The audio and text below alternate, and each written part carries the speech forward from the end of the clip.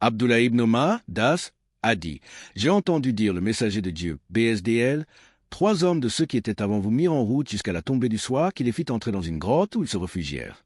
Un rocher dégringola de la montagne et boucha l'entrée de la grotte.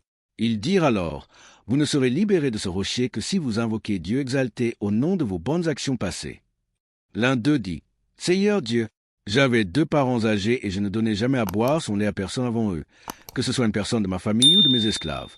Un jour, j'ai mené paître mes animaux dans un endroit éloigné, si bien que mes parents se sont endormis avant mon retour. J'ai trait pour eux leur part de lait, mais je les ai trouvés endormis. Il m'a cependant répugné de les réveiller ou de donner leur lait à ma famille ou à mes esclaves. J'ai donc patienté, tenant le vol dans ma main, attendant ainsi leur réveil jusqu'à la pointe du jour, alors que mes enfants criaient de faim à mes pieds. Ils se réveillèrent enfin et burent leur lait. Seigneur Dieu, si j'ai fait cela dans l'espoir de voir ton visage, libère-nous de cette pierre qui nous emprisonne. » Le rocher se déplaça un peu mais pas assez pour les laisser sortir.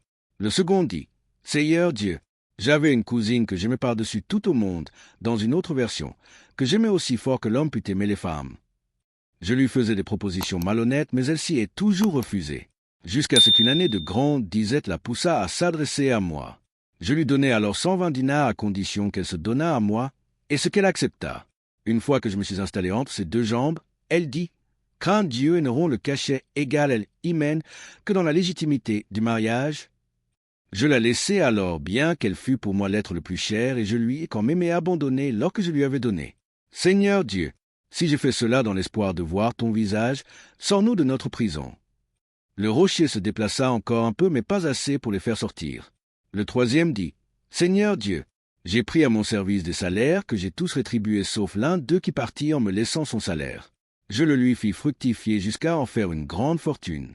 Après un certain temps, il vint me dire, « Ô esclave de Dieu, donne-moi mon salaire. » Je lui dis, « Tout ce que tu vois là comme chameaux, bovins, ovins et esclaves est le produit de ton salaire. » Il dit, « Ô esclave de Dieu, est-ce que tu te moques de moi? » Je dis, « Je ne me moque point de toi. » Il prit alors tous ses biens et les conduisit chez lui sans rien en laisser. « Seigneur Dieu, si j'ai fait cela dans l'espoir de voir ton visage, sors-nous de notre prison. » Le rocher s'écarta alors, ils sortirent en marchant.